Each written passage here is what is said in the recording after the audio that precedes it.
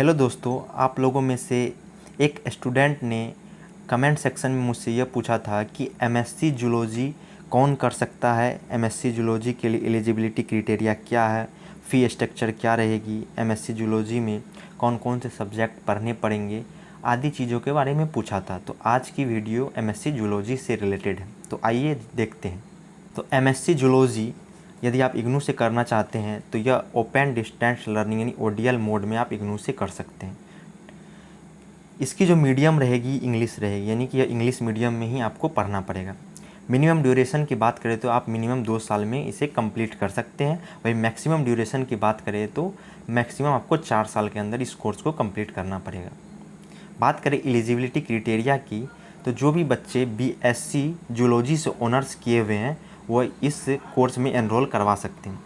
यदि कोई बच्चा जनरल बीएससी भी किया हुआ है लेकिन जूलॉजी एक अन्य सब्जेक्ट के रूप में उसने पढ़ा है तो वो भी इस प्रोग्राम में एनरोल कर सकता है। जैसे यदि किसी ने बीएससी किया हुआ जिसमें उसने केमिस्ट्री फिजिक्स के साथ साथ जूलॉजी किया हुआ है तो वो बच्चे भी इसको एनरोल कर सकते हैं। यानी कि किसी अन्य सब्जेक्ट के साथ यदि आपने जूलॉजी को रखा हुआ है एक विषय के रूप में तो आप बीएससी जनरल के होते हुए भी जूलॉजी से आप एमएससी कर सकते हैं।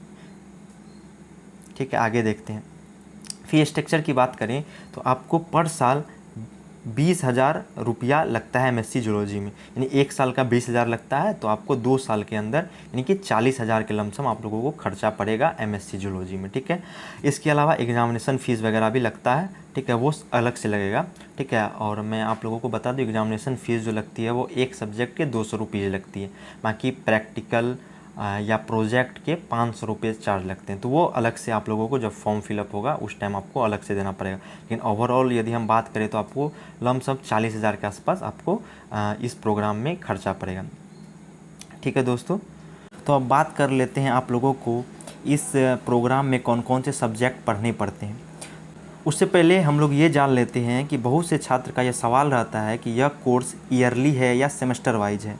तो मैं आप लोगों को बता दूं यह जो कोर्स है यह पूरी तरह से सेमेस्टर वाइज प्रोग्राम है। कुल 4 सेमेस्टर होते हैं इस प्रोग्राम में आपको, और प्रत्येक जो सेमेस्टर होता है वो हर 6 महीने में आपको देना पड़ता है। असाइनमेंट जमा करना पड़ता है, टर्म एंड एग्जामिनेशन देना होता है, संबंधित प्रैक्टिकल भी आपको जमा करना होता है। हर सेमेस्टर के अलग अलग असाइनमेंट आते हैं। असाइनमेंट जो है आपको हैंड रिटन तैयार करना पड़ता है, समय समय पर जा कर के आपको स्टडी सेंटर पर जमा भी करना पड़ता है। असाइनमेंट के जो अंक है ये आपके फाइनल रिजल्ट में भी शामिल होते हैं, इसलिए आप लोग असाइनमेंट को बिल्कुल भी हल्के में ना लें। तो सेमेस्टर 1 में आप लोगों को MZO1, MZO2, MZO3, MZOE1 और एक लैब यानी कि प्रैक्टिकल होता है MZOL। यानी कि आपको फर्स्ट सेमेस्टर में 1, 2, 3, 4 तो आपको थ्योरी पेपर हुए और एक लैब हुआ। सेमेस्टर 2 की बात करें तो MZO4, MZO5, MZOE02, MZOE03 और MZOL02, यह भी एक लैब या प्रैक्टिकल मतलब सब्जेक्ट है।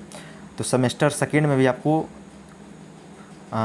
4 आपको थ्योरी पेपर देना पड़ता है और एक जो है आपका लैब होता है। थर्ड सेमेस्टर में आपको MZO06, MZO06, MZO07, MZO08, MZO09 और थर्ड सेमेस्टर में भी आपको एक प्रैक्टिकल देना होता है MZOL03। यानी कि थर्ड सेमेस्टर में आपको 4 थ्योरी पेपर और एक लैब का पेपर देना पड़ता है। और फोर्थ की बात करें सेमेस्टर 4 की तो MZOE04, MZOE05, MZOE06 और एक लैब होता है यानी प्रैक्टिकल और एक प्रोजेक्ट भी आपको सबमिट करना पड़ता है। तो ये आपके 4 सेमेस्टर के अलग अलग सब्जेक्ट रहे। प्रैक्टिकल या लैब का जो एग्जामिनेशन होता है इसकी सेंटर निर्धारित की जाती है, उस सेंटर पे आपको जाना पड़ता है। वहाँ पे कुछ दिनों के क्लास होते हैं तो उसको अटेंड करनी पड़ती है। उसके बाद आप लोगों को वो कुछ सवाल बनाने देंगे तो उसे बना के लेके जाना पड़ता है। उसके बाद वाइवा वगैरह होता है। तो ये प्रैक्टिकल का सारा सिस्टम होता है। इसके अलावा प्रोजेक्ट भी आपको सबमिट करना पड़ता है। ठीक है, तो ये सेमेस्टर 1, सेमेस्टर 2, सेमेस्टर 3 और सेमेस्टर 4 के अलग अलग सब्जेक्ट रहे। अभी जो है जुलाई 2026 सेशन का एडमिशन चालू है। यदि आप लोग एडमिशन लेना चाहते हैं तो अभी एडमिशन इसमें करवा सकते हैं और इसकी लास्ट डेट 31 जुलाई है। ठीक है, तो आप इसमें एनरोल करवा लें यदि आप करवाना चाहते हैं तो।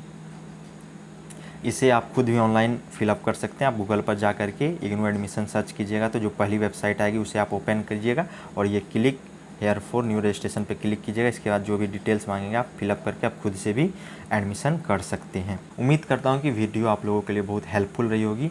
मैंने अपनी तरफ से सारी जानकारी देने की कोशिश की। यदि इसमें कुछ छूट जाता है, यदि आप लोगों को और भी कुछ समझ नहीं आता है तो आप कमेंट सेक्शन में पूछ सकते हैं।